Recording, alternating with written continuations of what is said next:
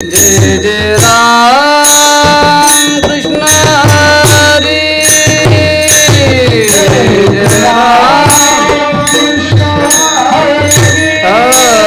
हरि जय जय राम कृष्ण हरि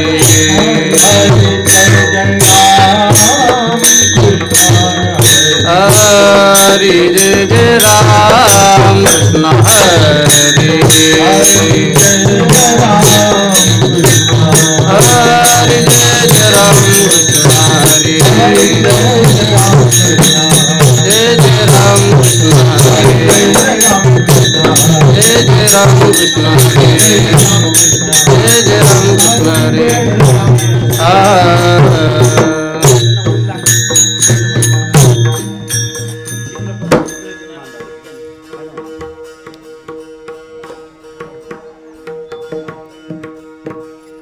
सुंदर ते ध्यान उभे विटेवरी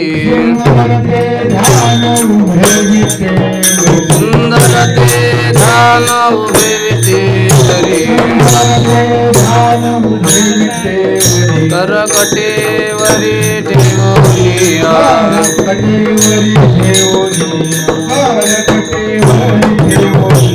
तुलसी हार गळा कासे पीतांबर तुलसी हार गळा कासे पीतांबर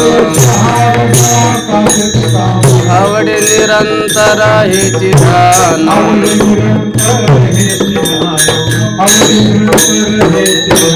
मकर कुंडले तळपती श्रवणी मकर कुंडले तळपती घंटी कौस्तुभमुनि विराजित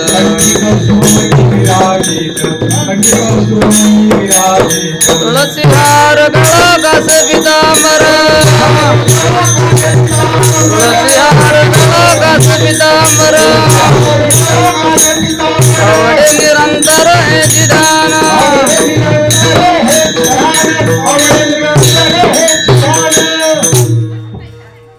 तुका म्हणे माझे हेची सर्व सुख तुका म्हणे माझे हेची सर्व सुख तुका म्हणे माझे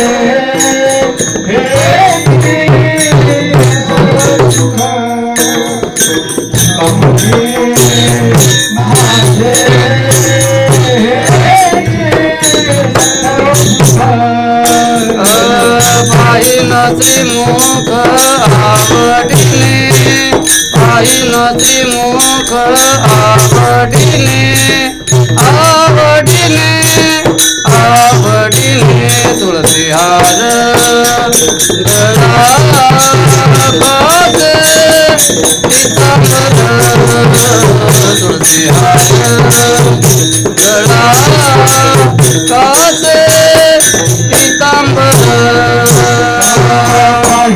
श्रीमुख आवडीने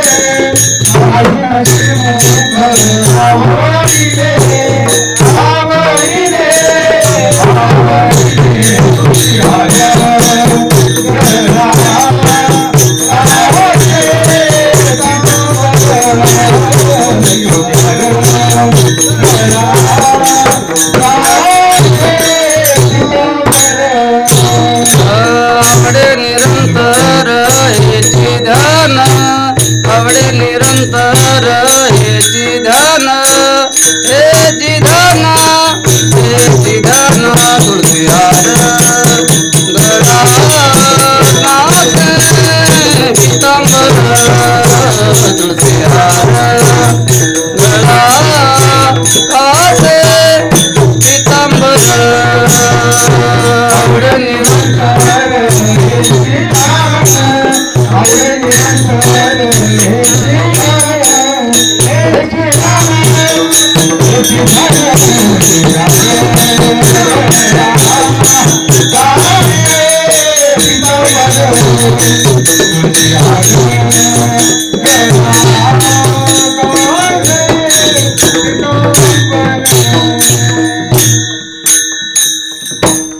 दुबार कुमाई दुबार कुमाई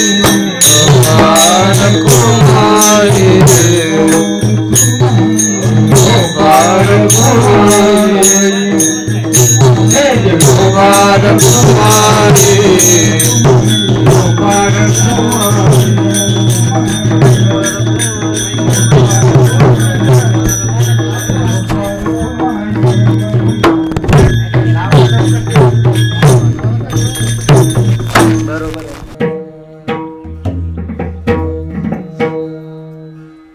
हरि जय जय राम कृष्ण हरि जय जय राम कृष्ण हरि जय जय राम कृष्ण हरि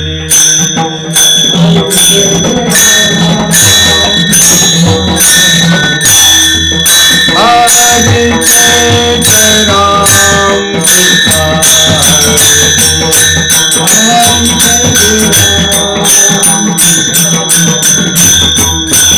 हरि जय जय राम कृष्ण हरि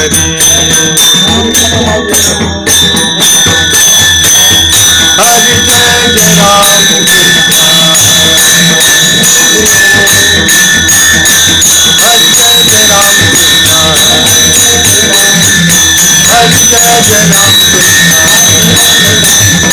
जय जय राम कृष्ण हरि जय जय राम कृष्ण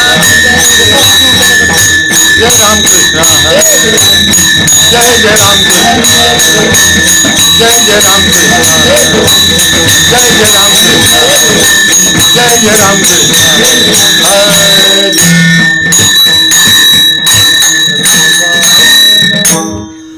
रूप पाहता लोचनी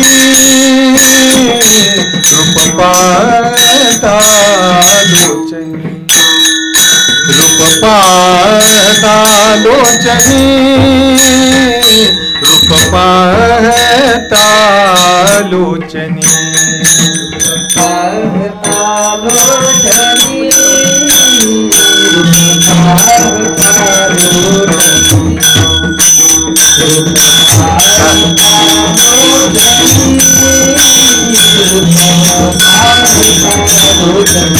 सुख झाले ओ साजनी सुख झाले ओ साजनी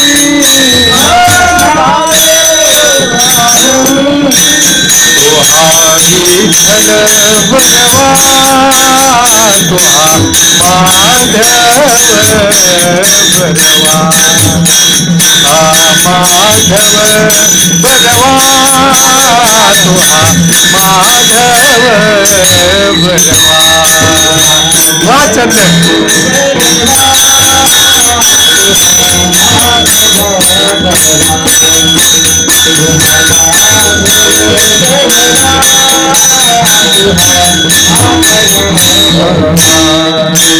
बहुता सुखताची जोडी म्हणून विठ्ठली आवडी म्हणून विठ्ठली आवडी म्हणून विठ्ठली आवडी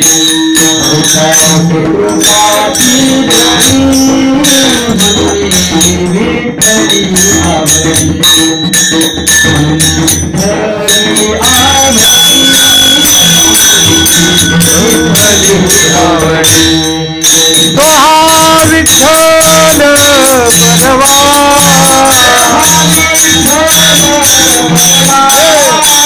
तो हा माधव भगवा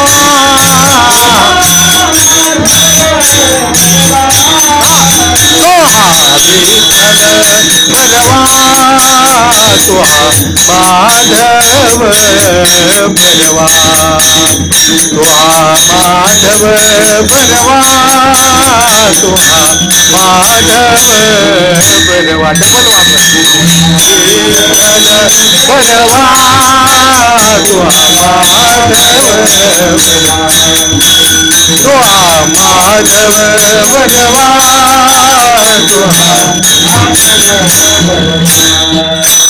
सर्व सुखाचे आदर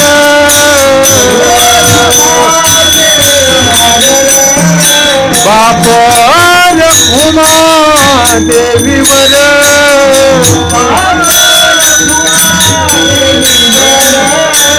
तुहा विठ्ठल भगवा तुहा माधव बरवा तुहा माधव बरवा तुहा माधव बरवा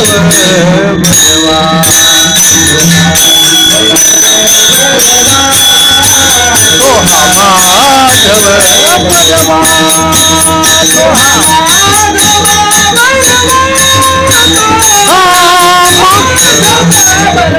जय जय राम कृष्ण हरे जय जय राम कृष्ण हरे जय जय राम कृष्ण हरे जय जय राम कृष्ण हरे जय जय राम कृष्ण हरे जय जय राम कृष्ण हरे जय राम कृष्ण जय जय राम कृष्ण हरे जय पिठानी पिठानी पिठानी जय जय राम काढून ठेवा आपला घोटाळा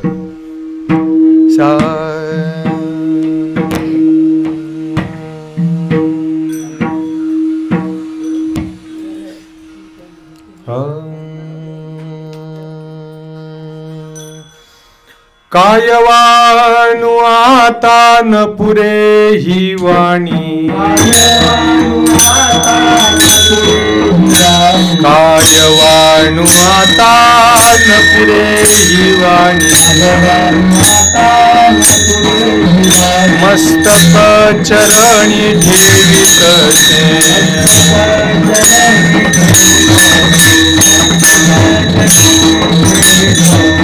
कायवाणू आता न पुरे ही वाणी कायवाणू आता न पुरे ही वाणी मस्तक चरणी ठेवीत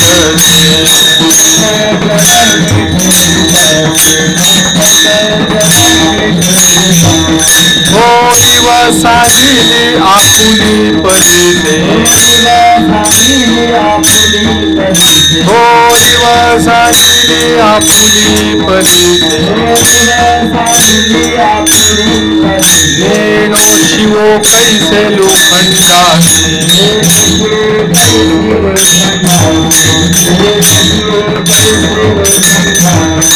जगाच्या कल्याण संतांच्या विभूती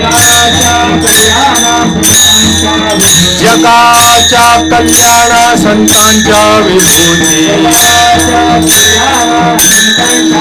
देह कष्ट विषी परोपकारी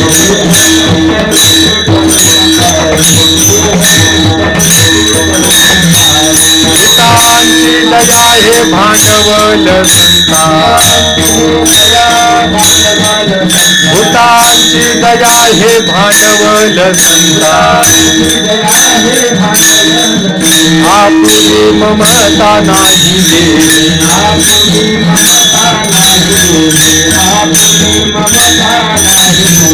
कायवाणू आता न पुरे ही वाणी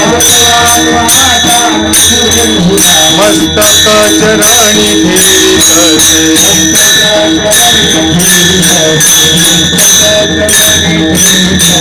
तुका म्हणे सुख पराविया सुखे तुका म्हणे सुख पराविया सुखे भागवत हे मुखे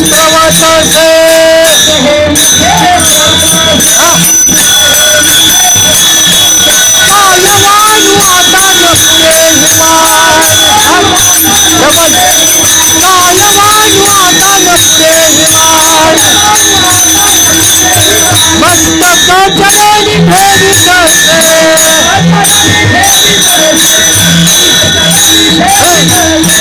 गोपाल कुमारी गोपाल कुमारी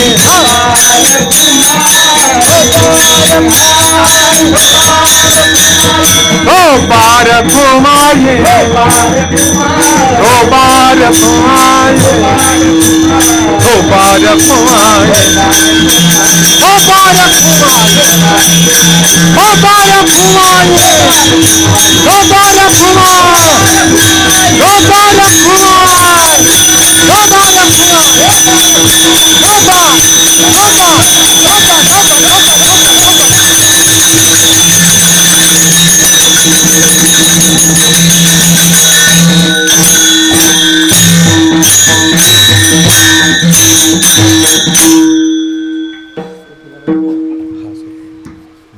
दोन चार चाली येतात मोजून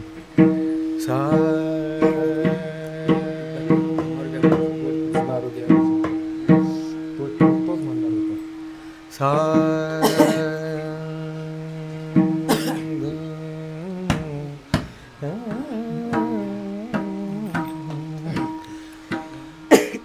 काय वाणू आता न पुरे काय वाणू आता न पुरे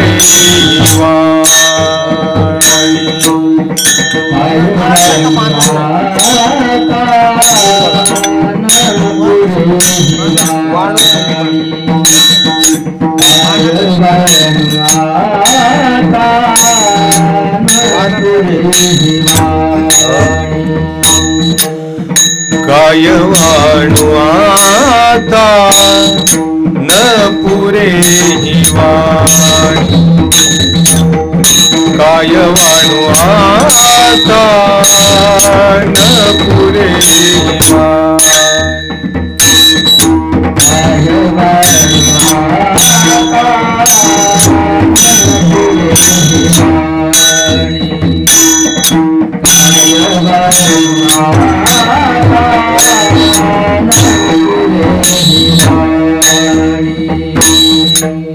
मस्तक चरणी ठेवित से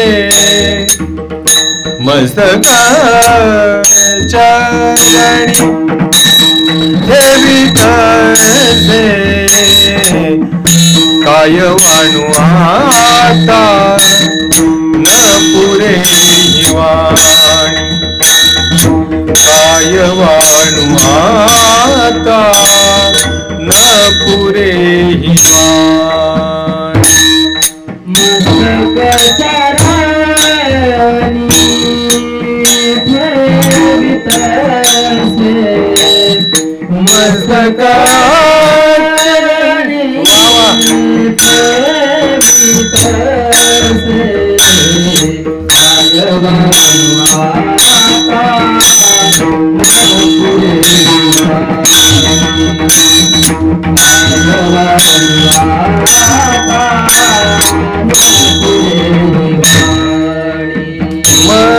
मस्तक चरणी ठेवित से मस्तक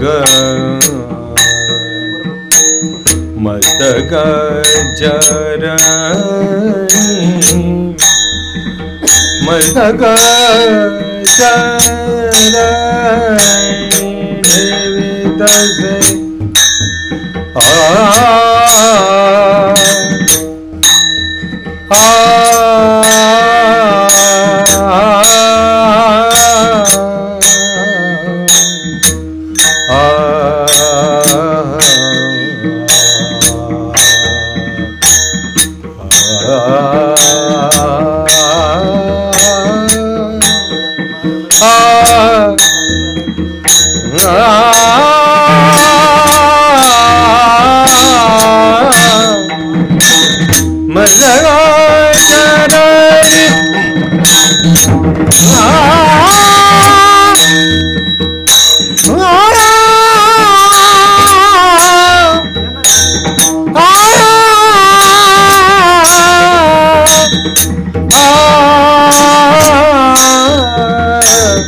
चरणी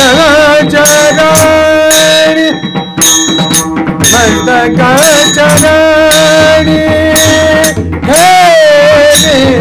तसे मस्तक चरणी ठेवी तसे काय वाणू आता न पुरे काय वाणू आता न पुरे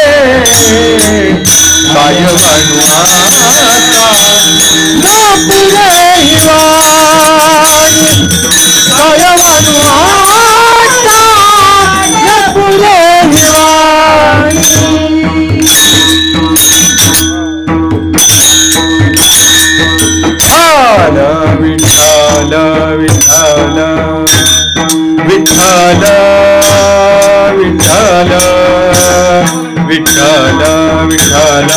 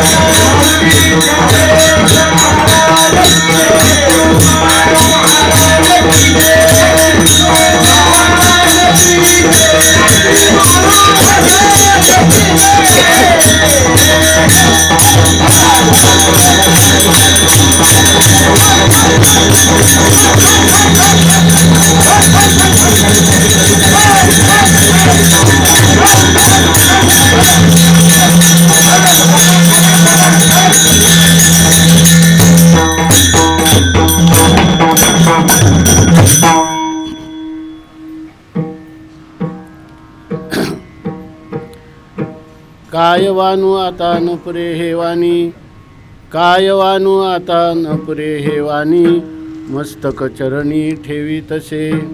देह असो माझा भलती ठाई, देह असो माझा भलती थोडी व सांडिली आपुली परिसे, नेने शिव कैसे लोखंडाशी। जगाच्या कल्याण संतांच्या विभूती, देह कष्टविती परोपकारी। भूतांची दया हे भांडवल संता, आपुली ममता नाही देही। तुका म्हणे सुख पराविया सुखे, अमृत हे मुखे सर्वतसे। काय वाणू आता न पुरे हे वाणी, मस्तक चरणी ठेवी तसे। माझी वाणी तुझे वर्णी गुणनाम माझी वाणी तुझे वर्णी गुणनाम माझी वाणी तुझे वर्णी गुणनाम माझी वाणी तुझे वर्णी गुणनाम काही करा काही करा माझी वाणी तुझे वर्णी गुणनाम ऐसे दे प्रेम काही कळा काय वानू आता न पुरे हे वाणी मस्तक चरणी ठेवी तसे थोरी व सांडिली आपुली परिसे नेणे शिव कैसे लोखंडाशी भगवान संत सम्राट ज्ञानोबाराय वैराग्य राग रसिक जगद्गुरु संत शिरोमणी श्री तुकोबाराय शांती ब्रह्मश्री संत एकनाथ महाराज महाराष्ट्रातील सर्व संतांची मांदियाळी वारकरी संप्रदायाचं परम आराध्य दैवत श्री पांडुरंग परमात्मा आणि आजचा हा जो निर्याण महोत्सव आहे की या भारत देशामधलं एक वेदांत विश्वातलं रत्न आणि वारकरी संप्रदायाचं पाईकत्व ज्यांनी स्वतः अंगीकारलं आणि या ठिकाणी आत्मनो मोक्षार्थम जगद्हितायचं असं ज्यांच्या जीवनाचा स्थायी भाव होता की आपलं स्वतःचं आत्यंतिक कल्याण करून घेणं आपल्या जीवनाचं मंगल समाधान शांती आपण प्राप्त करणं आणि तीच शांती जी आहे ती ये हृदयीचे ते हृदय घातले आपण हृदय एक झाले ये हृदयीचे ते हृदय घातले ज्यांनी आपल्या जीवनात बालपणापासूनच संत महात्म्यांचं हृदयाशी ऐक्य प्राप्त करून घेतलं शाळेत असण्यापासून जे आपल्याला शिकवणारे गुरुवर्य आहेत भौतिक शिक्षण देणारे त्यांचंसुद्धा तितकाच आदर केला आणि आपले मोठे बंधू अग्रजा भ्राता पितृ समानाः आपल्या मोठ्या भावाला ज्यांनी आपल्या जीवनातील सद्गुरू मानलं आणि त्यांच्या आज्ञेचं उल्लंघन केलं नाही तंतोतंत पालन करून गुरुस्थानी त्यांना ठेवलं तेव्हा म्हणतात की राखावी बहुतांची अंतरे भाग्य येते तदनंतरे आणि त्यानंतर आपल्या ज्येष्ठ बंधूंच्या आज्ञेवरून ज्यांनी आळंदीचा रस्ता बालपणात इयत्ता 7वी नंतर धरला आणि इथं आल्यानंतर त्या काळात असणारे अत्यंत म्हणजे उच्च कोटीचे महापुरुष या ठिकाणी उदाहरणार्थ द्यायचं झालं तर त्या काळात असणारे वैकुंठवासी स्वानंद सुखनिवासी जोग महाराजांच्या संस्थेचे या ठिकाणी सर्व कार्यभार पाहणारे श्रोत्रिय ब्रह्मनिष्ठ साधू श्री वैकुंठवासी मामासाहेब दांडेकर की ज्यांच्या कीर्तनामध्ये इतक्या बालवयातच त्यांनी चाली म्हटल्या आणि वारकरी शिक्षण संस्थेचं सर्व शिक्षणक्रम त्या काळात त्यांनी पूर्ण केला गुरुवर्य भाऊसाहेब त्या काळात मोठे बा गुरुवर्य मामासाहेब दांडेकर त्यांनी 4थ्या वर्षापर्यंतच संपूर्ण गीताभाष्य अगोदर मामांच्या मुखातून या ठिकाणीच ऐकलं होतं आणि ह्या ज्या सगळ्या गोष्टी त्यांनी अध्यात्मामध्ये आत्मसात केल्या त्याच वेळेला त्यांचा मनामध्ये असं झालं की आपण जे हे संतांच्या सहवासात शिकलेलं आहे हृदय एक झाले आपण त्यांच्या हृदयाशी तादात्म्यापन्न झालो त्यांची मर्जी राखली त्यांची अंतर राखली म्हणून या ठिकाणी आपल्याला ही स्थिती प्राप्त झाली तर ही जी गोष्ट आहे जसं आईला जर आवडलेलं पक्वान्न ते तिला खाल्ल्यावर तिला आपल्या मुलाला साठी ठेवावं वाटतं त्याप्रमाणे हा अध्यात्माचा आपल्या वाट्याला आलेलं जे धन आहे त्याचं वितरण या ठिकाणी आपण एकट्यानेच त्याचं सेवन न करता जसं ज्ञानोबारायांना वाटतं की या ठिकाणी मला माझ्या गुरुकृपे लादले समाधी धन दे आपुले मला गुरुकृपेने लादलेलं हे समाधी धन आहे त्या निवांतची मी हा भोगावे की ती मी एकट्यानेच भोगावं असं वाटतं परंतु त्यावेळेला हे जे धन आहे हे धन एकटेच भोगावं असं माऊलींना वाटतं तेव्हा निवृत्तीनाथ महाराजांची त्यांना आज्ञा होते की हा कराळ विकराळ कलिकाळ आलेला आहे सगळे प्राणी त्रिविध तापाने संतप्त होणारे आहेत आणि अशा वेळेला त्यांच्या कृपेसाठी धावा करिपा वेगी तू वेगाने धावून जा आणि मग ज्ञानोबारायांच्या ह्या मुखातून या ठिकाणी ज्ञानेश्वरी अमृतानुभव हरिपाठ गाथा चांगदेव 65 अशा प्रकारची रत्न रत्न या ठिकाणी ह्या विश्वाला देण्यात आली आणि त्याद्वारा आजही 700 वर्ष झाले तरीसुद्धा ज्या ग्रंथाच्या साहाय्याने आज आपण आपल्या जीवनाचा मार्ग चोखाळतो, आपल्या जीवनामध्ये शांत दांत अशा प्रकारची जी स्थिती अपेक्षित आहे, ज्याला जीवनमुक्ती असं म्हणतात, ज्याला परमानंद, ब्रह्मानंद, महानंद असं म्हणतात, त्या आनंदाच्यासाठी आपल्याला पायऱ्या करून देऊन ज्ञानोबराय या ठिकाणी पवित्र सल्ला इंद्रायणीच्या तटाकावर साक्षात संजीवन समाधिस्थ होऊन तुम्हाला आम्हाला आशीर्वाद देत आहेत. त्याचप्रमाणे ह्या आजच्या अधिष्ठात्री क्षेत्र ही अधिष्ठात्री देवता जी आहे, आजच्या ह्या हरिदिनीची ह्या पौष मासाती, पौष शब्दाचा अर्थ हे पुष्णाती इति पौषः, जो आपल्या जीवनामध्ये आपल्या परमार्थिक साधनेला पुष्टी देतो त्याला म्हणतात पौष मास. या ठिकाणी मामांनी या ठिकाणी वैकुंठवासी महाराजांना असं सांगितलं की पुढं काय करायचं, तर त्याविषयी त्यांनी सांगितलं तू अतिशय बुद्धिमान आहे. तेव्हा तो ऋषिकेश, हरिद्वार, काशी या ठिकाणी जाऊन संस्कृतचा आणि विशेषतः वेदांताचा अध्ययन कर. आणि त्याप्रमाणे ते गेले आणि गेल्यानंतर लगेच युद्धाचं वातावरण निर्माण झालं. ते वातावरण म्हणजे चीनचा 1962मध्ये त्या ठिकाणी चीनची आणि भारताची लढाई झाली. त्यावेळेला ऋषिकेशला महाराजांनी त्या ठिकाणी अध्ययनाला प्रारंभ केला होता. तेव्हा तिथं सूचना देण्यात आल्या की परप्रांतात असणारे कोणी विद्यार्थी त्यांना सुखरूप राहायचं असेल तर त्यांनी तत्काळ ऋषिकेश सोडावं आणि त्यांनी आपापल्या प्रांतामध्ये गावी जावं. सर्व मुलं निघून आले, परंतु त्यावेळेला शास्त्री महाराजांनी मामांना एक पत्र पाठवलं की अशा परिस्थितीत मी काय करू. तर मामांनी त्यांना सांगितलं की या ठिकाणी आपला बाणा वेगळाच आहे, देह असो अथवा नाही, देह जावो अथवा राहो, पांडुरंगी दृढ भाव, चरण न सोडी सर्वथा, आन तुझी पंढरीनाथा. कोणताही परिस्थिती आली तरी आता गंगामायाला सोडायचं नाही आणि सत्संग सोडायचा नाही. महाराजांनी तिथं राहून हे गोळ्या चालवण्याचं शिक्षण घेतलं. त्यांचे फोटो आहेत अजून खाली भूमिशाही होऊन त्या ठिकाणी कशा गोळ्या घालायच्या याच्याबरोबर ते रायफल वगैरे फोटो आहेत अजून, इथं अजून असतील ते फोटो. अशा प्रकारचं त्यांनी बाणेदार असा बाणा स्वीकारला, परंतु परत माघारी आले नाही. काय सज्जनांचं असं आहे की देहम वा पातयामी कार्यम वा साधयामी, एकतर माझा देह पडेल नाहीतर मी माझं कार्य करून येईल. काय घडेल ते घडो या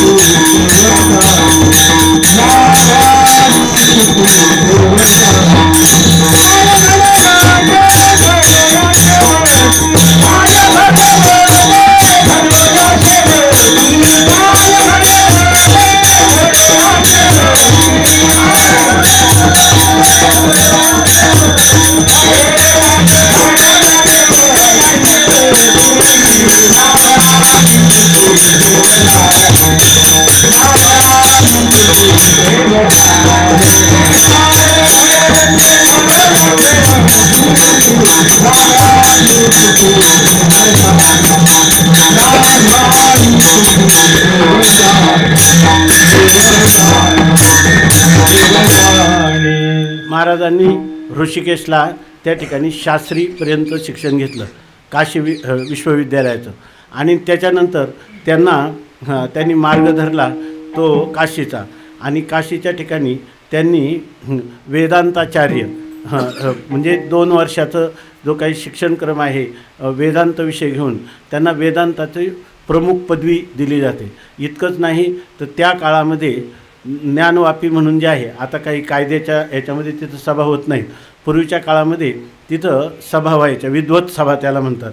आणि जे काशीतले विद्वान रत्न असतील, विद्वत रत्न, त्यांचे त्या ठिकाणी परिसंवाद व्हायचे आणि अनेक प्रकारच्या साधक बाधक चर्चा व्हायच्या. तर त्या चर्चेमध्ये अत्यंत सन्मानाने त्या ठिकाणी महाराजांना बोलवलं जायचं. आणि असे एकही परीक्षा झाली नाही की ज्याच्यामध्ये महाराजांना कोणता ना कोणता पुरस्कार मिळाला नाही. असं त्या ठिकाणी महामुनी हे नाव त्या विद्वानांमध्ये सर्वांमध्ये प्रसिद्ध होतं. विठ्ठल विठ्ठल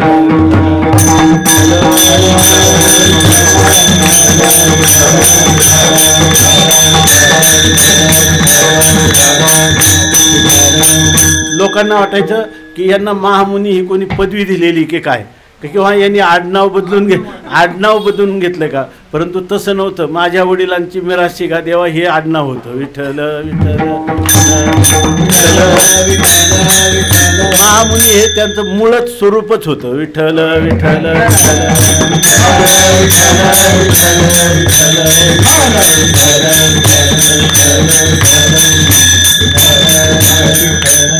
नथुसिंग बाबा त्यांना म्हटले की तुम्ही गाथा पाठ करायचा आणि घोराड्यावर जायचं आणि गाथा पाठ करायचा. तिथं जेवणाची काय व्यवस्था आहे म्हणजे शेलारवाडीच ना, खाली नाही शेलारवाडी कुठे, कुठं घोराड्या डोंगराच्या घोराडा डोंगर, शेलारवाडी. विठ्ठल विठ्ठल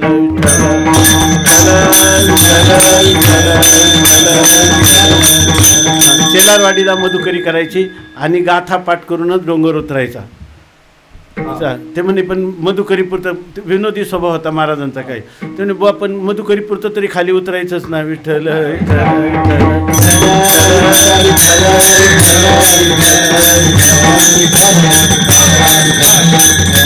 1.5 वर्षामध्ये, 1.5 ते 2.25 वर्षामध्ये 4092 अभंग महाराजांनी कंठस्थ केले. आणि त्यानंतर त्यांनी सांगितलं पुढं काय करायचं. नथुसिंग महाराज म्हणजे आमच्या दौऱ्याबरोबर हिंडायचं. मग त्यांनी सांगितलं मामा म्हणे आता तू काय करतो म्हणे. काही नाही, आता दौऱ्यात जायचं. दौऱ्यात किती दौरे करायचे म्हणे. आता दौरे थोडे करा, नंतर दौरे बस करा आणि पुन्हा तुम्ही शिकायला ऋषिकेशला काशीला जा म्हणे. ठीक आहे. आणि मग लगेच निघून गेले होते. विठ्ठल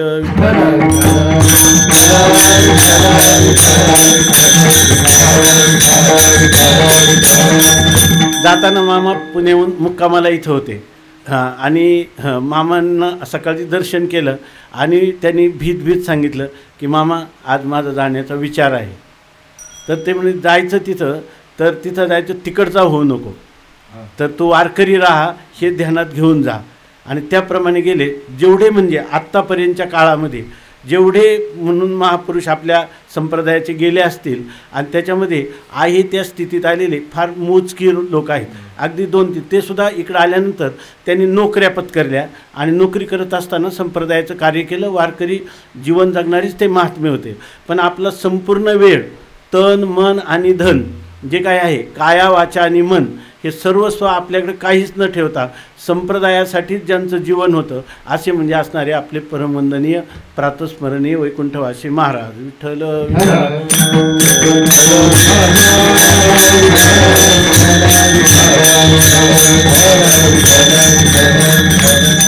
इथून जाताना गाथा आणि ज्ञानेश्वरी आणि एकनाथी भागवत ते घेऊन गेले.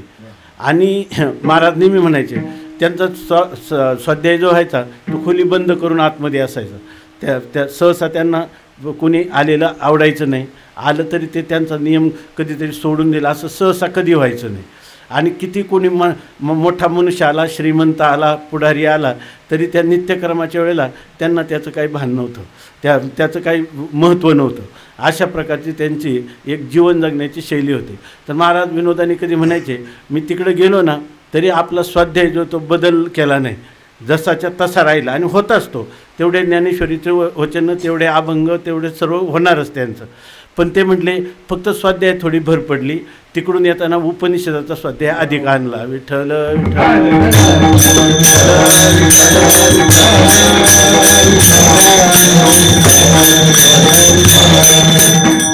आता समोर लावलेल्या पदव्या आहेत, आपण जर आतमध्ये पाहिलं तर तरी त्याच्यात साहित्याचार्य दिसत नाही.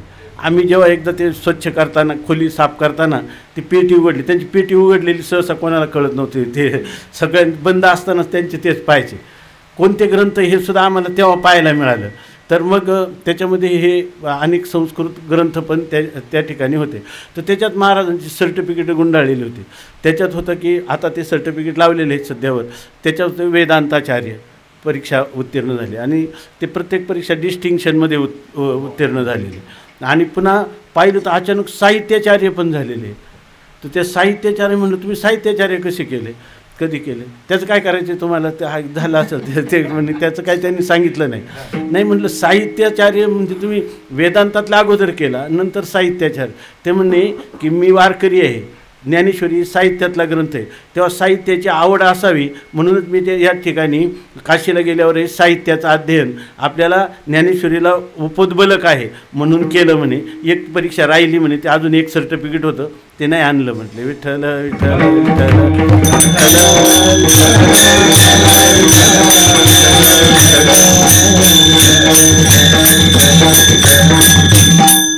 इथं आल्यानंतरही म्हणजे 1973-74चा काळ असेल तर त्या काळामध्ये आल्यानंतर एकतर वारकरी संप्रदायामध्ये सगळ्या भोळ्या बापड्यांचा हा समुदाय आहे अशी लोकांची समजूत होते. या ठिकाणी वैकुंठवासी सोनोपंत मामा दांडेकर यांच्यामुळं सुशिक्षित समाज आला. तसंच या ठिकाणी हे जे गुरुवर्य साखरे महाराजांचं घराणं याच्यामुळं विद्वान बुद्धिमान लोक इकडं प्रवृत्त झाले आणि त्यापैकी ह्या सर्वांचा समन्वय करून त्यांच्या जीवनाकडं पाहिलं तरी वारकरी संप्रदायाच्या तत्त्वज्ञानाकडं किंवा जीवनशैलीकडं प्रवृत्ती होईल असं असणारं एकमेव अद्वितीय जीवन म्हणजे गुरुवर्य महाराज. विठ्ठल विठ्ठल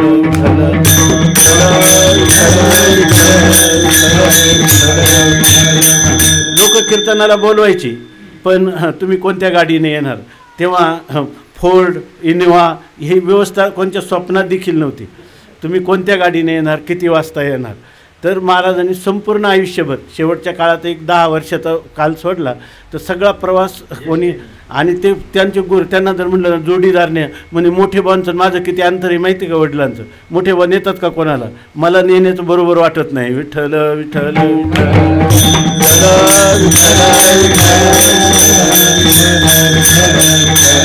एकट्याने प्रवास केला आणि ज्या वेळेला ते ह्या गाड्यांची व्यवस्था झाली लोकच म्हणायला लागले, वय उत्तरोत्तर वाढत गेलं तर त्यावेळेला गाडी घेतली आहे परंतु त्या गाडीचं लोक सांगतात अजूनही तर त्यांना इतकं संकोच वाटायचा. त्या गाडीला आपण तर पाणी भरून जाऊ शकत नाही, पेट्रोल तर लागतं.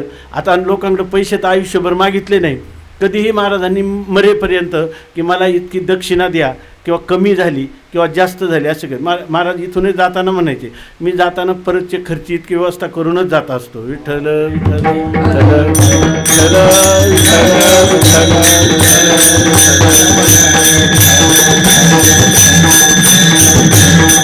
एक लांबचा प्रवास होता म्हणजे जसं तुमचं शेगाव आहे तर असे एक लांबचा प्रवास होता. तेव्हा त्या भक्तांनी त्यांना दिले 101 रुपया ह्याच्यामध्ये. तेव्हा ते म्हणे मी एकदा मात्र एका वेळेला बोललो आणि ते काय बोलले की आता आमच्याजवळ मोठा हत्ती पोसायला आहे. विठ्ठल विठ्ठल विठ्ठल.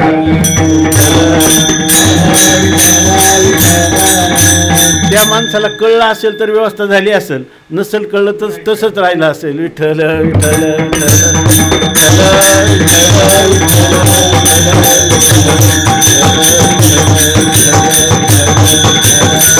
आणि तसं आजीवन अशा प्रकारचं निस्पृह अशी सेवा करणारं एक अलौकिक व्यक्तिमत्व म्हणजे गुरुवर्य महाराज. विठ्ठल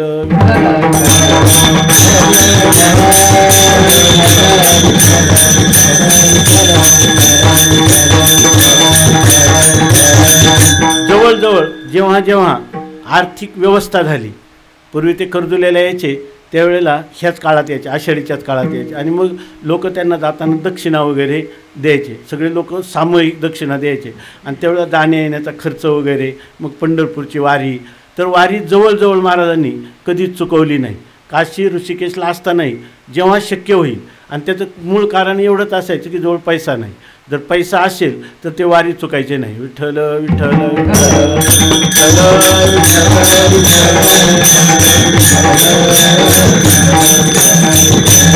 काय सामान्य गोष्ट नाही. त्यांच्या अंतकालचा जर विचार केला तर या ठिकाणी आपण नेहमीच सांगत असतो, आज माझं अवसानही नाही आणि हे गोष्टी विशेष प्रगटही करता येणार नाही. तर असं आहे की ज्या वेळेला कार्तिकीमध्ये महाराजांनी सर्व कार्यक्रम केले आणि आता मार्गशीर्ष आणि पौष 2च महिन्याचा काल आहे. देह ठेवायला त्याच्यानंतर 2 महिन्यांनी देह ठेवला. दुर्धर आजाराने पूर्णपणे शरीर ग्रस्त झालेलं होतं. पण अशा वेळेला त्यांना कार्तिकी संपत असताना हे जे आपले चोपदार आहेत त्यांचा सप्ताह होता आणि त्यांनी सांगितलं की एक कीर्तन करा. तर इथं हे लोकांनी सांगितलं किंवा त्यांची प्रकृती बरी नसते, तर ते म्हणजे नाही नाही अजून टाईम आहे, तुम्ही ठीक व्हाल करा. महाराज म्हणजे नाही मी करील कीर्तन. आणि जसं जसं त्या वारी झाली तसं शरीर त्यांचं जे आहे ते अधिकच विकल होत गेलं आणि त्यामुळं होणार नाही असं वाटायला लागलं. तेव्हा लोकांनी सांगितलं तर महाराज म्हटले की नाही तोपर्यंत मी ठीक होईल, मी कीर्तन करणार आहे. आणि ती तिथी जवळ आली. म्हणजे आज एकादशी आहे ना, मला वाटतं 9मी असेल किंवा अष्टमी असेल आणि त्या तिथीला महाराजांनी कीर्तन केलं. त्या 2 महिन्यात कीर्तन, तोपर्यंत आता तब्येतीमुळे कोणते कीर्तन वगैरे नव्हते बाहेर, बरोबर आहे ना. तर त्यावेळेला महाराजांनी कोणता अभंग घ्यायचा तर याच्याविषयी विचार करताना अभंग त्यांनी गाथा पाहून हे करायला लागले. इतकंच नाही तर विकल शरीरामध्ये आपल्याला फेटा बांधायला जमतो की नाही, फेटा बांधण्याची पण प्रॅक्टिस केली नवीन एखाद्या कीर्तनकारासारखी. आणि अभंग निवडला त्यांचा अभंग होता कोठे गुंतलाशी द्वारकेच्या राया. का तो पहिला अभंग हा निवडला की कोणता, आता सांगितलं कुठे गुंतलाशी द्वारकेच्या राया वेळ का सकया लावेला. आणि त्याच्यानंतर पुन्हा काय त्यांच्या मनात आलं, दुसरा अभंग निवडला कथेची सामुग्री देह अवसानावरी नको जाऊ देऊ भंगा गात्रे माझी पांडुरंगा. याचा अर्थ पांडुरंग परमात्म्याशी आपला मृत्यू पाहत असताना कशा प्रकारची मागणी आणि कशा प्रकारचं विचाराचं थैमान अंतकरणात एखाद्या उत्कट मुमुक्षूच्या किंवा सिद्ध पुरुषाच्याही जीवनात असू शकतं, याचं उदाहरण म्हणजे हे अभंग आहेत. विठ्ठल विठ्ठल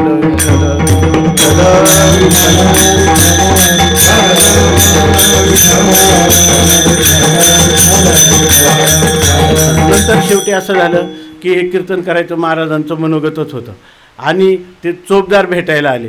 त्यांनी महाराजांची स्थिती पाहिल्यावर त्यांनी नाही, महाराजांना सांगावं लागलं नाही, त्यांनीच सांगितलं तुमचं कीर्तन कॅन्सल, कीर्तन करता येणार नाही कारण तुमची स्थितीच नाही. महाराज म्हटले करीन. आणि त्यांनी ते कीर्तन कॅन्सल करायचं ठरवलं. मग मला येऊन सांगितलं इथल्या विद्यार्थ्यांनी की बा ते नाही म्हणतात. तर मग आम्ही गेलो ऑफिसमध्ये, त्यांना सांगितलं की महाराजांची इच्छा आहे तर कीर्तन होऊ दे, काय 5-10 मिनटं, आणि दुसरं कोणी फेटा बांधून पुढचं कीर्तन करील, त्यांना अभंग वगैरे घेतील, चालू होईल आणि नंतर महाराज बसतील. तर असं सांगितलं. तर ते म्हणे नाही तसा माऊलीचा नियम नाही म्हणे, आपल्या मंदिरातला असा नियम नाही, कीर्तन पुन्हा उभं राहून करावं लागतं, महाराज उभे राहू शकणार नाही. म्हटलं थोडा त्यांना थोडासा आधार देऊन उभं करू. आणि मग नंतर शेवटी ते नाही म्हटल्यावर त्यांना मी विचारलं 700 वर्षांमध्ये ह्या 700 वर्षाच्या परंपरेत जो मनुष्य मरणासन्न झालेला आहे आणि ज्ञानोबारायांची सेवा करायची म्हणतो आणि आग्रहाने करायचं म्हणतो, असं एखादं उदाहरण दाखवा. विठ्ठल विठ्ठल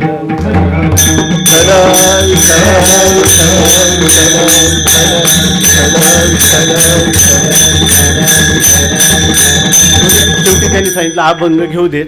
मग त्या ठिकाणी त्यांनी अभंग म्हटला, रूपाचा अभंग म्हटला, याचा अभंग सुरू केला. तिथं मेटॅडोर तयारच होती आणि त्याच मेटॅडोरमध्ये घालून महाराजांना मुंबईला हॉस्पिटलला नेलं. तिथं हॉस्पिटलला नेलं आणि 2 दिवसामध्ये त्यांचं हे जे काही लीला विग्रह आहे तो ह्या एकादशीच्या पर्वावर इथं आणला गेला. म्हणजे हे एक अलौकिक वारकरी संप्रदायाची जी दीक्षा महाराजांनी घेतली ती शेवटवरी वारकरी म्हणून, वारकरी रत्न म्हणून त्या ठिकाणी आजीवन त्यांनी एक साधकांना आदर्श दिलेला आहे. ज्या तुम्ही विचार करा संपूर्ण भारतभर त्यांचं भ्रमण झालं होतं. जिथं तिथं कुठं विद्वत सभा असत भारतात कुठेही, तर त्यावेळेला त्यांना बोलवत असत आणि त्याच्यामध्ये त्यांचं व्याख्यान नेहमी काही टाळ्याच्या कडकडातच समाप्त होत असेल. म्हणजे असं सांगतं, म्हणजे दक्षिण भारत, उत्तर भारत सगळ्या ठिकाणी गेलेले होते.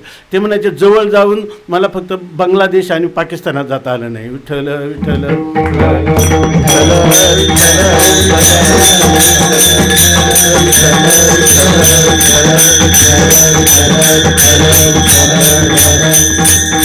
तुम्हाला सांगतो, जर ते बांगलादेशात आणि पाकिस्तानात गेले असते ना, त्या लोकांना सुद्धा वारकरी करून टाकलं असतं. विठ्ठल विठ्ठल.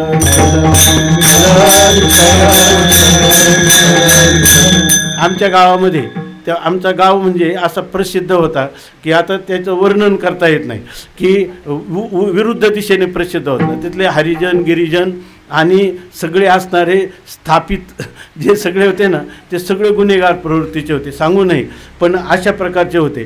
परंतु त्या गावाचा कायापालट महाराजांनी केलेला. विठ्ठल विठ्ठल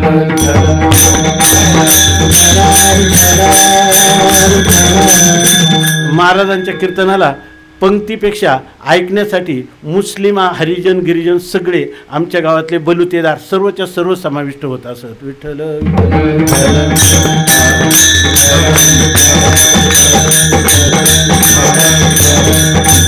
तिथे एक दरवेश आला होता टाकळीचा. हां, आणि तो तिथं कीर्तन ऐकायला यायला लागलं. तेव्हा त्यांना म्हटलं की तुम्ही कसं काय इकडे येता. आमच्या गुरुजीने विचारलं, तुमचा तर काय हा धर्म नाही, तुम्ही इथं ऐकायला इतक्या आवडीनं दररोज टाकळीपासून पायी यायचं. तर ते म्हणे कसं येतात. ते म्हणे आम्हाला बाकी कळत नाही, पण शास्त्री आमचे तेवढं कळतं. विठ्ठल विठ्ठल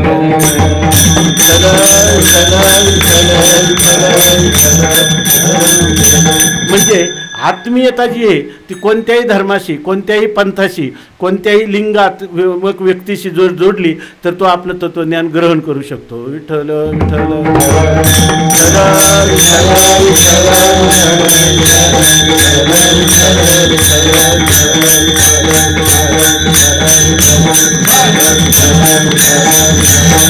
असो.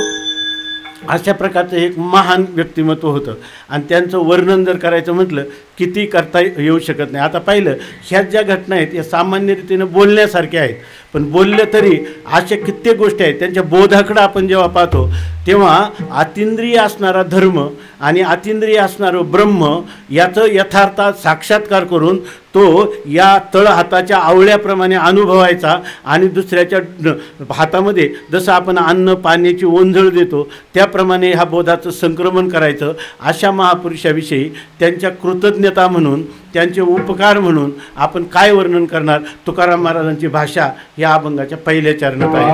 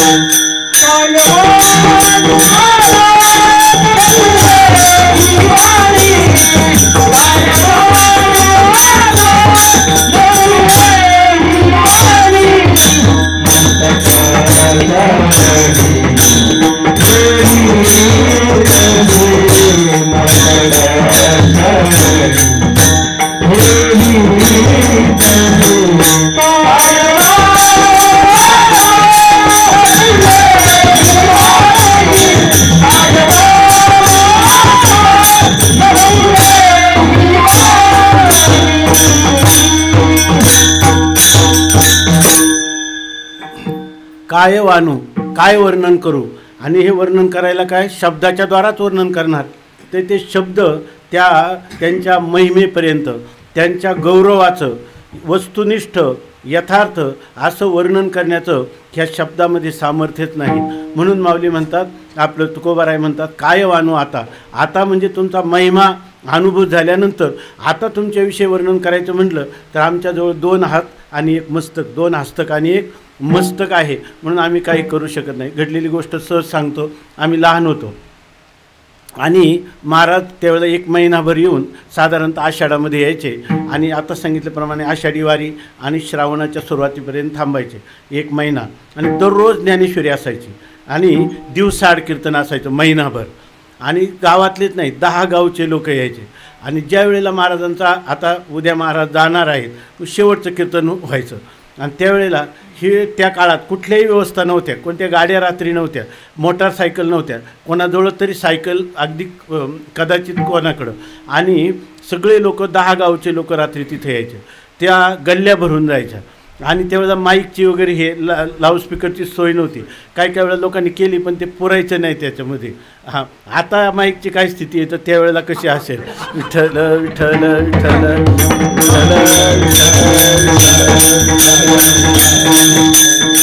महाराजांचं शेवटचं कीर्तन होतं. तो चौक आहे, त्याला चावडी म्हणतात, आणि त्या चावडीच्या चौकामध्ये त्यांचं कीर्तन ठेवलं. थोडासा उंच ओटा होता आणि सर्व जिथपर्यंत जागा आहे ते सगळ्या जागा भरून गेल्या.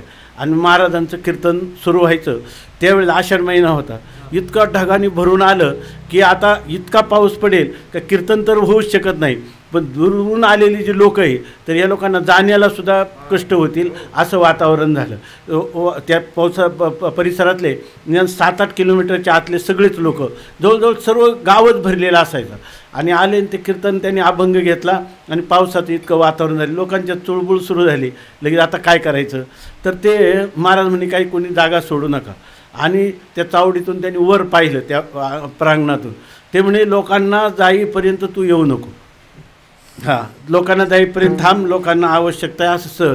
आणि काहीतरी अभंगाचं प्रमाण म्हटले, भजन केलं आणि एक थेंबसुद्धा आला नाही. आणि जेव्हा लोक घरी गेले तेव्हा वढा आहे ना, तो ओढा इतका रात्रीचा पुरा आला पण एकसुद्धा माणूस आडला गेला नाही. सगळे ओढा ओलांडून गेले होते, टाकळी वासुंद सगळे लोक. आणि घरी पोचले आणि धो पाऊस सुरू झाला. लोक म्हणायला लागले की हे सिद्ध पुरुष आहेत. विठ्ठल विठ्ठल.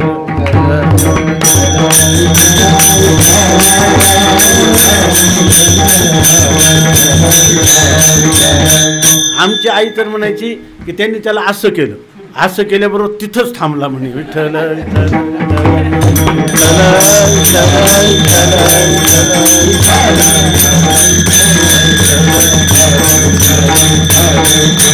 अशा रीतीनं जर आपण पाहिलं ना, धार्मिक, आध्यात्मिक, सामाजिक, शैक्षणिक कोणताही एक दृष्टिकोन आपण घेतला तर त्या सगळ्या क्षेत्रातलं एक विद्वत रत्न म्हणजे हे भगवत पूज्यपाद शास्त्री महाराज होते. विठ्ठल विठ्ठल म्हणून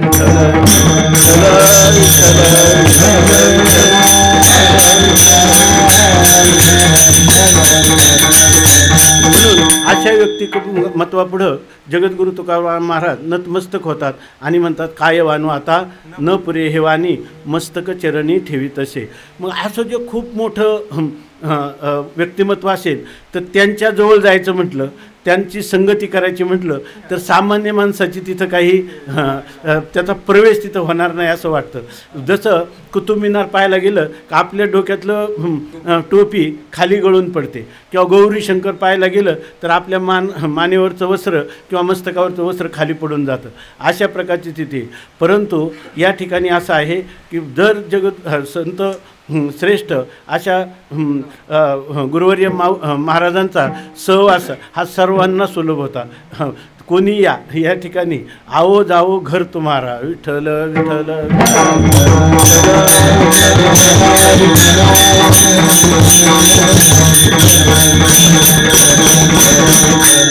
लोक म्हटले तुम्ही सगळा वेळ गावालाच देता, दुसरीकडे कुठे वेळ देत नाही. त्याच्यामध्ये सगळी भवताची गाव आहे ना, आम्ही इतक्या लांबून येतो तर आमच्या करायचं. ते म्हणले आपलं घर पेटल्यावर आपलंच घर विजायला लागतं अगोदर, मग दुसऱ्याची विजायची. विठ्ठल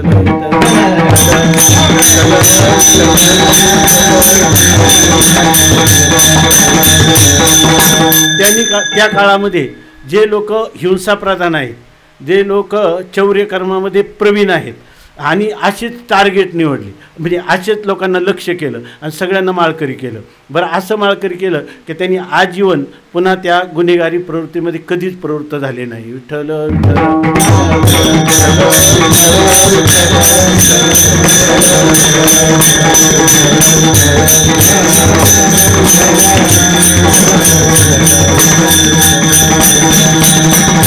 त्या काळात त्यांनी केलेले जे हे उत्क्रांती आहे किंवा क्रांती आहे तर त्याचा छापा इतका परिसरावर पडलेला आहे का कर्दुल्याचं काय विचारायचं. आता कर्दुल्याचं काय अंदर की बात हम जाने. पण आता कसं आहे की सगळे लोक म्हणतात कर्दुल्याचे श्रोते काय, कर्दुल्याचं काय, सर्वच काय. कर्दुलं म्हणजे ते क्षेत्र आहे, त्याचं काय वेगळं आहे, कारण शास्त्री महाराजांचा प्रभाव आहे. परंतु त्यांनी तो केलेला प्रभाव आहे. विठ्ठल विठ्ठल.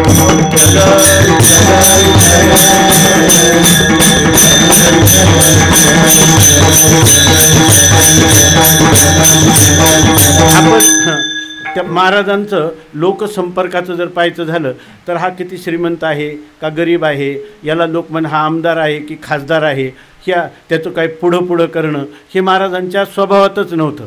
परंतु एखादा दिनदुबळा असेल तर महाराज स्वतःहून त्याचा अंगीकार करत, त्याला स्वतः जवळ बोलवत. याच्यासाठी जगद्गुरु तुकाराम महाराजांनी जसं इथं उदाहरण दिलं ते खरं आहे.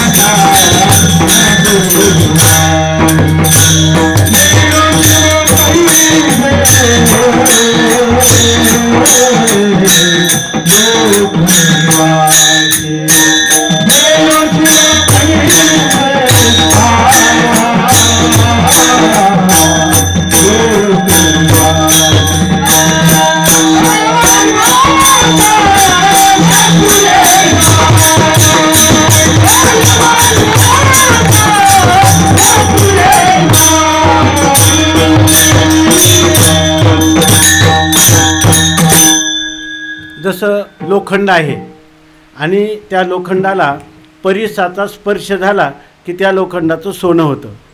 मन आणि ते लोखंड पोलाद असलं, शुद्ध पोलाद, त्याला स्पर्श झाला तरी त्याचं होतं.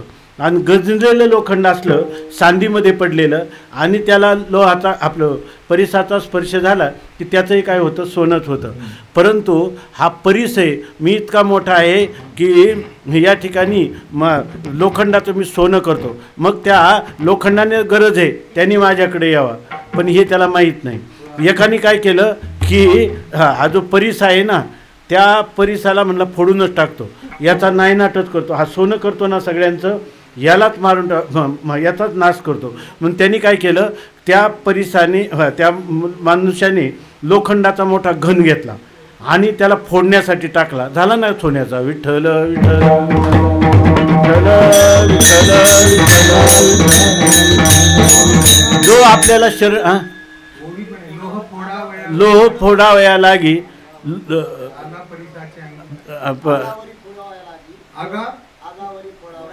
वरी फोडावया लागी लोह परिस अंगी तो फोडल्या प्रसंगी सोनीची होईल, त्याचं सोनं करतो. तसा जो आपल्यावर उपकार करायला लागला त्याच्यावर तो उपकार साधू करतातच, पण जो अपकारासाठी आला त्याचा सुद्धा उपकार करायचा हे संतांचं ब्रीद आहे. आणि त्या नेनो शिव कैसे लोखंडाशी, लोखंडाला स्पर्श करणं मला माहीत नाही, गरज असलं तर त्यांनी माझ्याकडे यावं. तो लोह चुंबक करतो तसं, तो म्हणतो माझ्या छत्रात या, मग मी तुम्हाला आकर्षण करून घेईल. निदान तुम्ही चुंबकीय क्षेत्रात या, पण परिसाला हे माहीत सुद्धा नाही, हे ज्ञान परिसाला नाही. तसं साधूला हे ज्ञानच नसतं. विठ्ठल विठ्ठल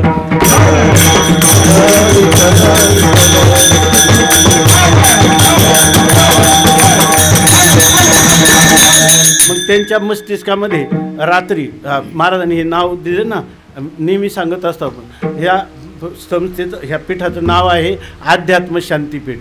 हे नाव विचार करीत कमीत कमी किती वर्षे गेले असतील. म्हणजे ज्या वेळेला संस्थान निघण्याचं इथं जागासुद्धा घेतली नव्हती, पण जर जागा झाली असं एक असं स्थान पाहिजे आणि त्याच्यामध्ये सगळे लोक सुखी झाली पाहिजे. लोक अध्यात्माशिवाय त्यांना शांती मिळू शकत नाही आणि त्याच्यासाठी आपल्याला पीठ निर्माण करायचं. महाराज सांगायचे इथं पूर्वी सगळं काँग्रेस गवत होतं आणि त्या काँग्रेस गवतामध्ये ते म्हणे एक दिवस तर मी 4 वाजेपर्यंत बसलो होतो.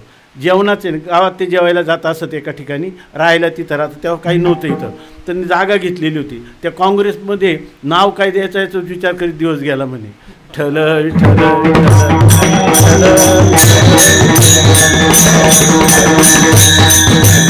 लोकांना अध्यात्माशिवाय दुसऱ्या कशाने समाधानाचा उपाय नाही हे महाराजांनी अनुभवाने जाणलेलं होतं आणि त्यासाठी त्यांनी आयुष्यभर आपल्या पायाला भोवरा बांधून त्या ठिकाणी ह्या संप्रदायाचा प्रचार केला. नामस्मरता सत्संगातून प्रचार केला, धर्माचा प्रचार केला, वेदांताचा प्रचार केला, शिक्षणाचा प्रचार केला, समाजातली जी मूल्ये आहेत त्या मूल्यांचं जतन करण्यासाठी प्रचार केला. असं सगळं आयुष्य जे आहे ते आयुष्य कशासाठी होतं तर ते केवळ लोकांच्या कल्याणासाठी होतं असं जगद्गुरू तुकोबाराय अभंगाच्या 3 चरणात सांगतात. जगाच्या संताचाई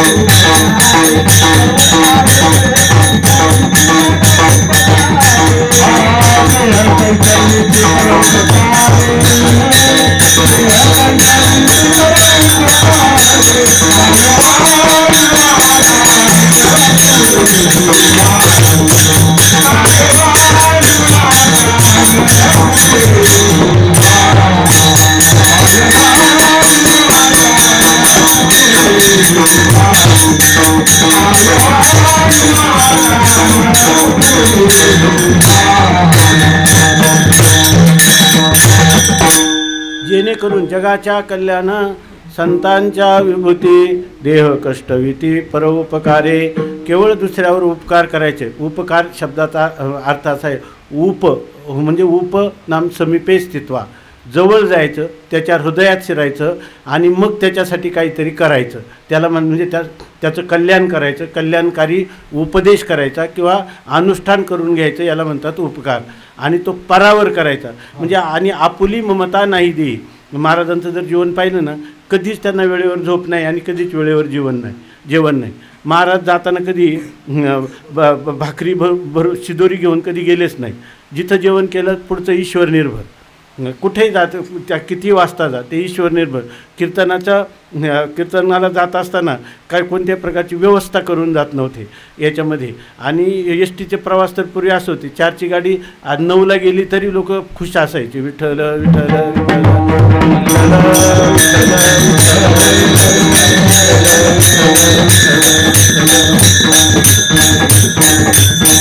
महाराजांनी कधी गाडी लेट झाली म्हणून कीर्तनाला लेट झाली अशी बोटावर मोजणे इतकी सुद्धा उदाहरणं नसतील.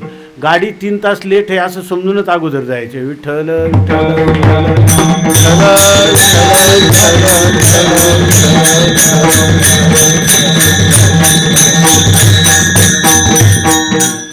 त्यांच्याजवळ भांडवल काय होतं?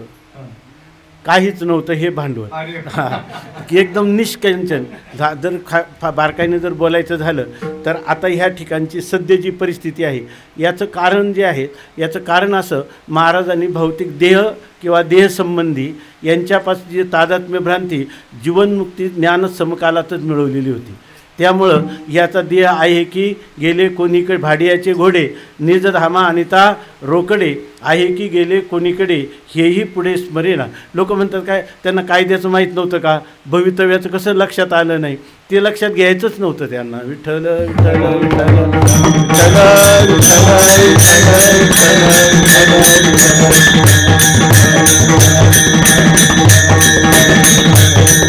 देह आणि देह संबंधे निंदावी, इतरे वंदावी श्वान सुकरे, हा त्यांच्या जीवनाचा स्थायी भाव, तो खरा आपल्याला आदर्श झाला. ह्या बाह्य गोष्टी नाहीत. विठ्ठल विठ्ठल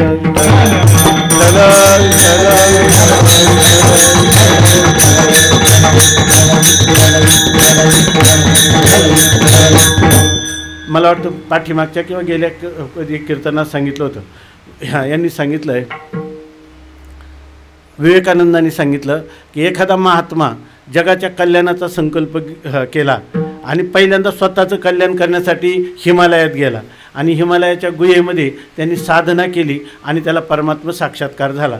पण त्याला जगत कल्याणाची इच्छा आहे, परंतु ते करत असताना तो शरीराने विकल झाला, वय झालं, तो गौरी शंकरावर आहेत, लोक खाली पायथ्यावर आहेत. अशा वेळेला यांच्याशी सुसंवाद कसा साधावा, यांचं कल्याण कसं करावं हे त्याच्या विचारात आहे. आणि तेवढ्यामध्ये एक कडा कोसळला आणि त्या गुहेचा दरवाजा बंद झाला, ऑक्सिजन संपला, महात्म्याचा देह आतमध्येच पडला. तर अशा वेळेला त्यांनी केलेल्या संकल्पात काही सामर्थ्य काय तो बिचारा करू शकत नाही. विवेकानंद स्वामी म्हणतात की ज्या वेळेला त्या मनुष्याचा प्राण उत्क्रमण होईल, ते प्राण त्या गुहेचा भेद करतील, त्याला चिरा पडेल आणि त्याचा संकल्प बाहेर येईल आणि त्याचा संकल्पपूर्तीसाठी ईश्वराला अवतार धारण करून त्याचं कार्य करावं लागेल. तशा कोटीचे महाराज आहेत. विठ्ठल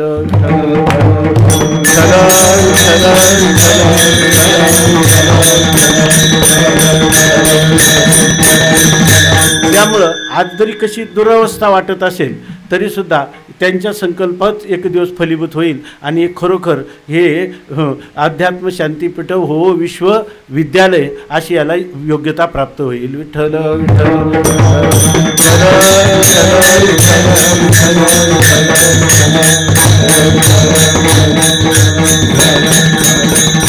याचं कारण काय, माणसाच्या अंतःकरणात जर प्राणीमात्रांविषयी मनुष्यमात्रांविषयी दया असली आणि हेच त्याच्या जीवनातलं भांडवल जर असलं तर हे संकल्प सत्यसंकल्पाचा दाता नारायण सर्व करी पूर्ण मनोरथ.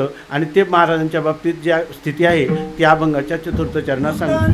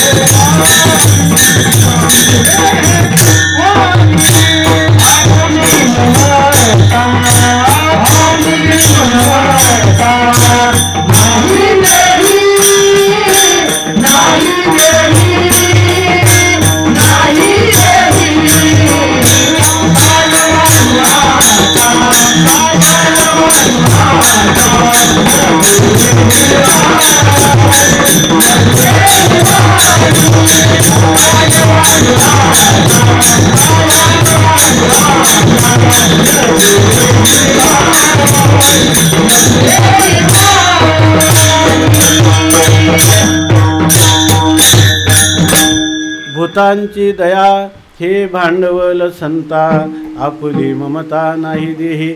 आपल्या देहाचं अंजन भंजन करावं, त्याला इंद्रिय आणि विषयांच्या संबंधातील सुखाने त्याची पूर्तता करावी, ते सुख वाढवावं अशी या देहाविषयीची ममता त्यांच्या अंतःकरणात कधीच उद्भूत होत नाही.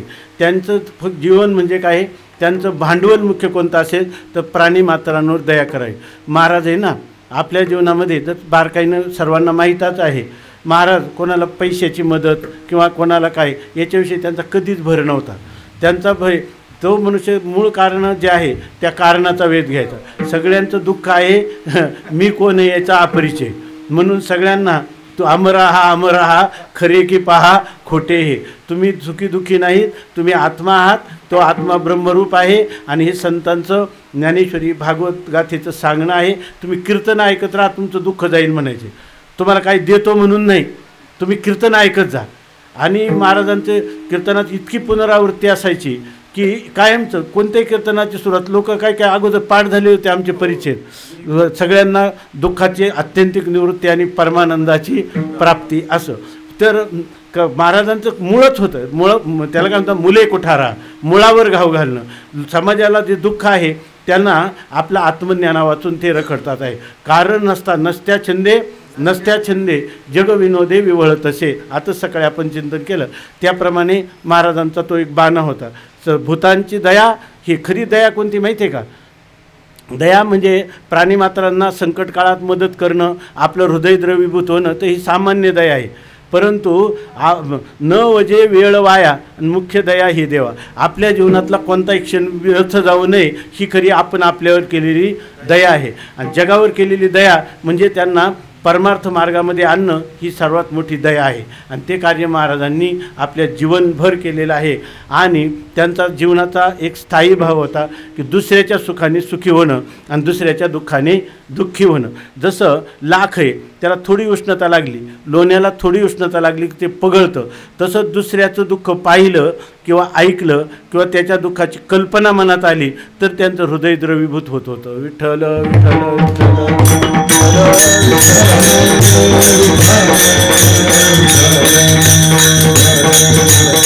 आणि थोडक्यात त्याचं वर्णन म्हणजे मुखी अमृताची वाणी आणि देह देवाचे कारणी. किंवा इथं तुका म्हणे सुख पराविया सुखे आणि अमृत हे मुखे सर्व तसे. आज या ठिकाणी हा अभंग मला अचानक आठवला. तो काय माझा क्रमाक्रमाने पाठ पण नाही, इथं लावण्याची व्यवस्था झाली म्हणून या ठिकाणी साधारणपणे ह्या अभंगाचा आपण यथाशक्ती यथामती चिंतन केलं. जास्त बोलण्याचं आपलंही सामर्थ्य नाही. आणि मला वाटतं की साधारणपणे महाराजांच्या व्यक्तिमत्वाचा विकासासंबंधाने किंवा त्यांचं असणारं जे काही आपल्या समाज जीवनातलं गौरवाचं स्थान आहे त्याचं यथाशक्ती यथामती निरूपण करण्याचा प्रयत्न केला. ही या ठिकाणी त्यांचं कोणीच वर्णन करू शकत नाही.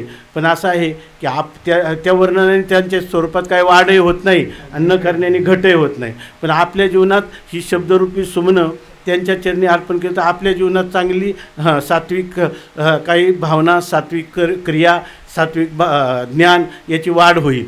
म्हणून ही शब्दरूपी सुमनांची ओंजळी भरून आपण त्यांच्या चरणी समर्पित करायची.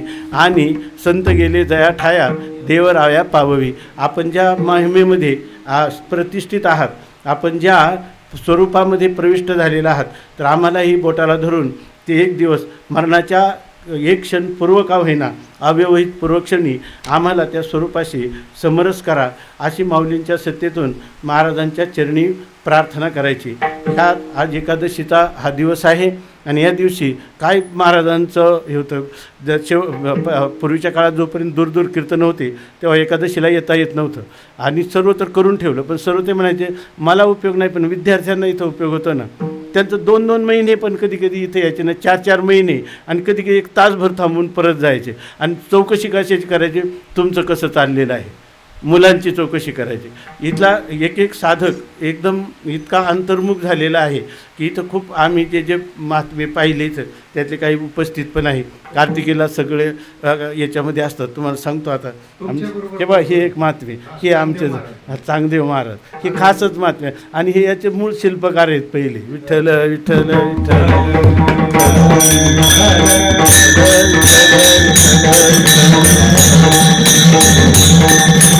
साहेबराव शास्त्री, भास्कर महाराज हे अनेकच जण होऊन गेले.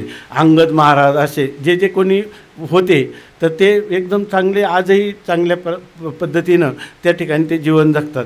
तर अशा प्रकारच्या महाराजांच्या चरणी आपण ही सेवा समर्पण करू.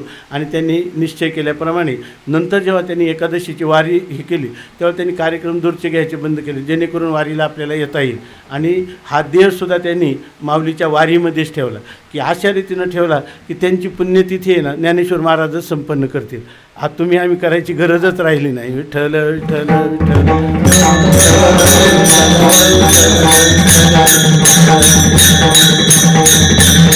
आता इथं जरी छोटं स्वरूप असलं आपल्याला, इथं विशेष रूपाने त्यांचं प्राकट्य आहे. पण सामान्य रूपाने आज जिथं आळंदीमध्ये उद्याच्या द्वादशी आणि आजच्या एकादशी आहे त्या सगळ्या महाराजांच्याच पुण्यस्मरणानिमित्त आहेत. विठ्ठल विठ्ठल.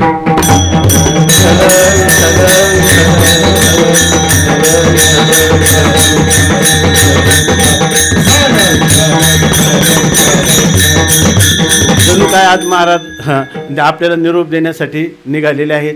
आता ही फुलं उधळायची आहेत आणि बरोबर ना. आणि महाराज आज वैकुंठ गमन सोहळा त्यांचा होत आहे, तर त्याच निमित्ताने एक अभंग होईल. सर्वांनी फुलं उधळ. हां नाही आम्ही जातो, तुम्ही कृपा असो. हां नाही बना चालू होईल.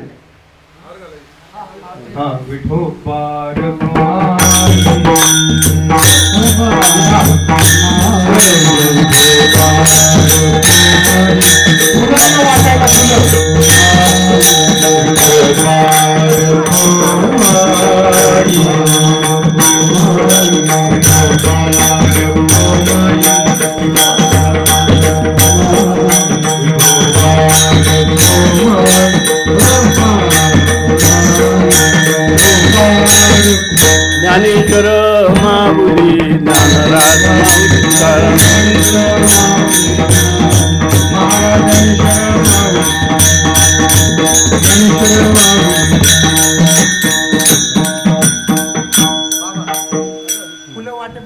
हा आम्ही जातो, तुम्ही कृपा चाल नाही आम्ही जातो, तुम्ही येतील नाही का ते असं थोडे. आम्ही जातो तुम्ही कृपा आम्ही जातो तुम्ही कृपा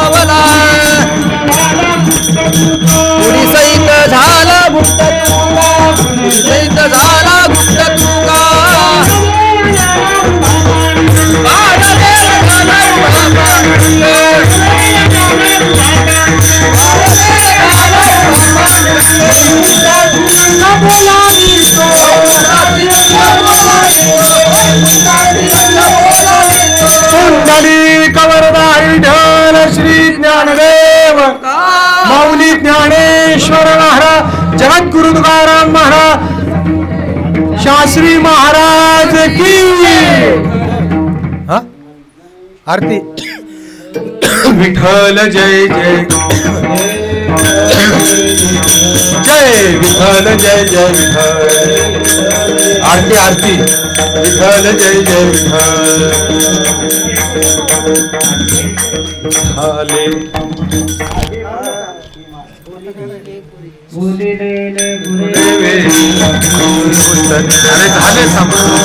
राज महाराज तुमची नाही विचारिला महाराज म्हणे ज्ञानेश्वराला कापाया महाराज देव तुकाराम ज्ञानदेव तुकाराम देव तुकाराम ज्ञानदेव झाले समाधान तुम चले के चरण ना उठाए ते मना येते नाही सुरवाडी कपणे येते सापड देते आता उठाए ते मना येते नाही नारायण तुका म्हणे भोग गेला दिवाळीला लाग आता उठावे ते मना येत नाही नारायण सर्वनी आरती चक्र पाणी ओवाळते आधी पुरले नवस धन्य झाला प्रिय पाहू समा पुण्यवंत पुरले नवस धन्य भावा हे टाळी उभा संदिग्ध आज पुरले नवस धन्य काळा प्रेम सप्रेम आरती गोविंदाचे ओवाळती त्रिलोचना नित्य करते बाळा प्रौढाणी मुग्धा वाणीची परमानंदा धन्य त्रिलोचना नित्य म्हणे केशवाचे लेखणो राही लोट तसे धन्य त्रिलोचना नित्य इथे 28 विद्यवनी उभा वामांगे रखवाई पुंडलिकाच्या भेटी वाय भीमा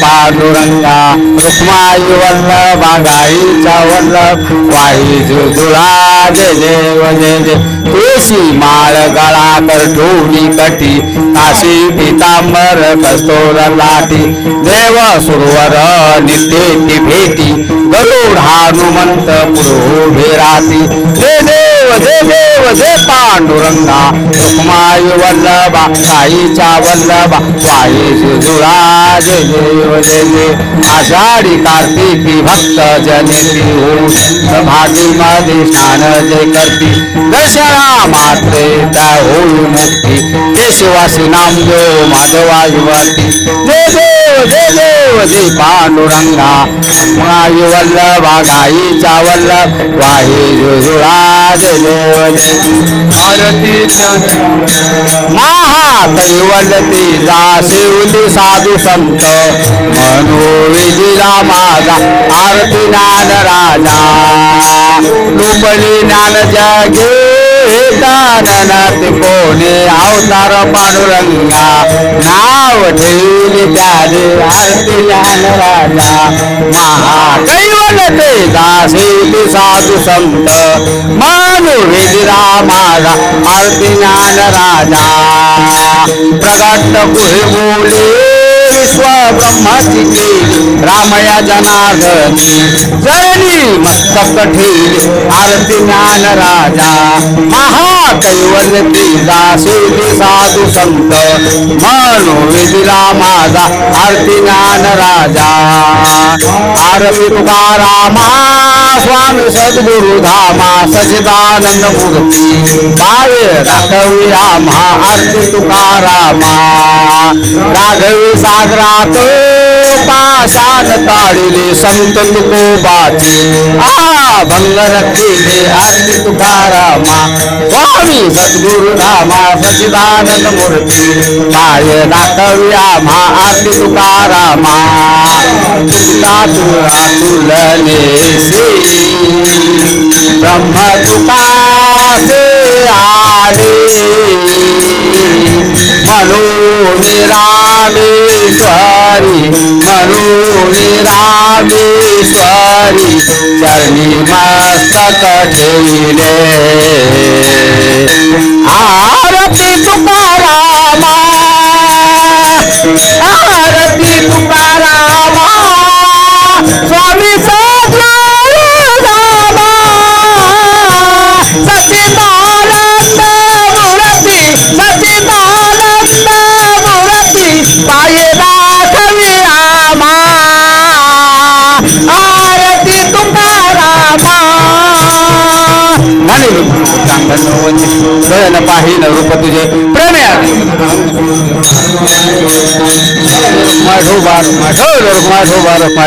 कल्प आयुष्य व्हावे तया कुळा माझी या सकळा हरीचा दासा बाधा न हो कवणी काही हे संत मंडळी सुखी असो काराचा वारा न लागो राजसा माझ्या विष्णुदासा भाविकाशी म्हणे तया असावे कल्याण ज्या मुखी निघाल पांडुरंग एक तुझ प्रती आहे देशिंग तरी पाहे पांडुरंगा संतासी निर्वी हेची मजली आणि तुझे काही न मागो देवा म्हणे आता उदार तू होई मज ठेवे पाये संताचे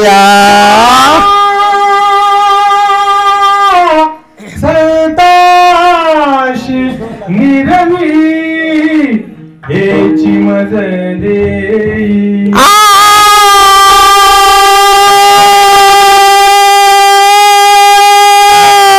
तुझे काही न मागू आता देव